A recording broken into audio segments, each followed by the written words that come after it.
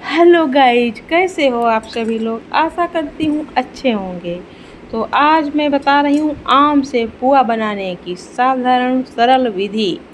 तो आप हमने ले लिए हैं 2 आम। आम थोड़े टाइट हैं, घुले हुए आम नहीं हैं, कच्चे भी नहीं हैं। अब हम इन आमों को छील लेती हूँ। छीलने के बाद उनके जो गूदा है उसको चाकू से काट काट के अलग कर लेती हूँ। उसका बीज कहो, हम तो गुठलू कहते हैं, गुठलू को आप अलग कर लो। अलग करने के बाद जो उसका है कतरन आम की, उसको हम मिक्सी में पीस लेंगे। मिक्सी में डाल करके उसको पीस लेंगे। बहुत अच्छा पेस्ट बनेगा, आम का पेस्ट बहुत ही अच्छा बनेगा। उसके बाद मैं आपको दिखा रही हूँ, कुछ इस तरीके से काट लीजिएगा। काटने के बाद मिक्सर में डाल करके जार में आप थोड़ा ही चलाओगे तो आम एकदम मलाई मक्खन जैसा हो जाएगा। जैसे मक्खन होता है मुलायम मुलायम, वैसा ही आम का पेस्ट तैयार हो गया है। अब आप इसको एक बर्तन में निकाल लीजिए चम्मच की सहायता से। चम्मच की सहायता से इसको आप बाहर निकाल सकते हैं। ये देखो, ऐसा मेरा कुछ हो गया है, समझ लो। हाँ, ये कुछ हिस्से टुकड़े बच गए हैं तो मैं बाहर निकाल दी हूँ।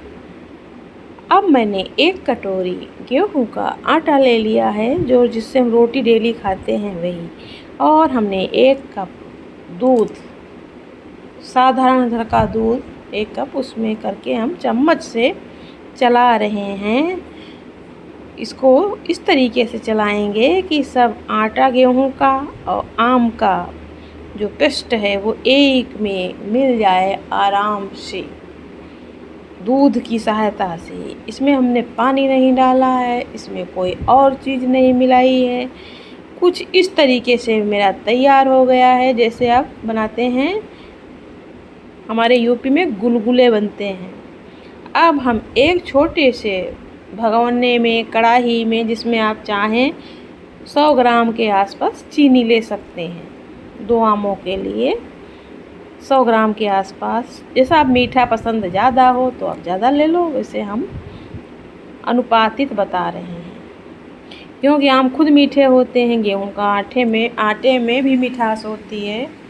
तो ये और चीनी भगोने में डाल करके, पानी डाल करके मैंने आंच पर चढ़ा दिया है। अब जब तक इधर चीनी की चाशनी बनेगी, उधर हम दूसरी चूल्हे पर हम कढ़ाई चढ़ा दिए हैं। उसमें हमने ऑयल डाल दिया है। मेरा ऑयल जब तक हो रहा है तब तक मैंने उसको थोड़ा सा और ऐंठ दिया है चम्मच की सहायता से।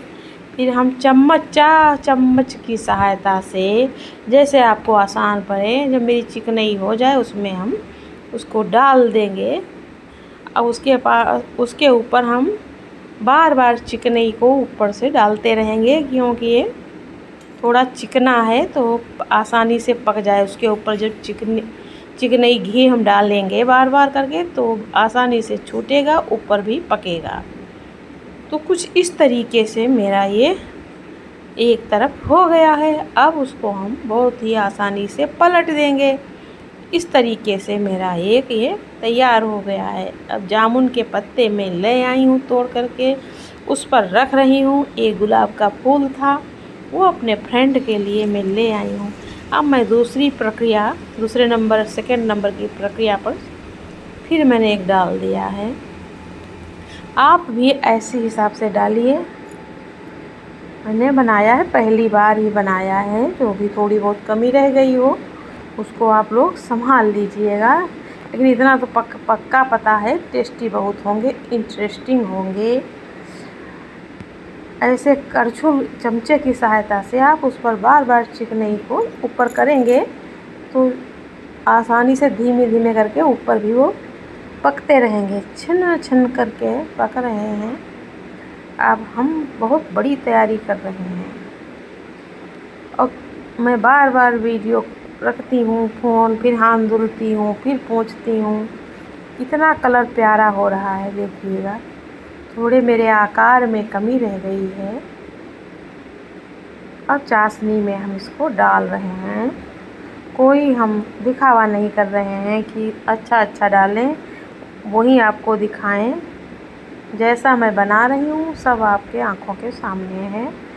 इधर ये थोड़ा चार ज़्यादा ही आकार सही हो गया है, तो अब हमने दूसरी प्लेट चेंज कर दी है। मैं भी सजाने की प्रयास करती हूँ कि अच्छा दिखे। बहुत ही कलर ब्राउन, पीला, गोल्डन हुआ है। आज बृहस्पतिवार है, आषाढ़ी का दिन है। गोल्डन स्वादिष्ट है, इसको बच्चे खाएंगे। आप टिफ़िन में ले जाएं, मेहमानों को खिलाएं, रक्षाबंधन में बनाएं। इस समय आम आ रहे हैं तो सबको एक बार बना करके देखिएगा, अच्छे लगेंगे।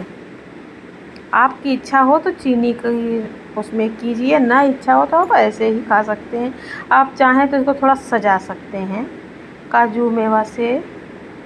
मैंने कुछ नहीं किया है, तो आप प्लीज़ लाइक कमेंट कीजिएगा भर भर के। सभी लोगों को राधे राधे। गुरु पूर्णिमा की हार्दिक शुभकामनाएं।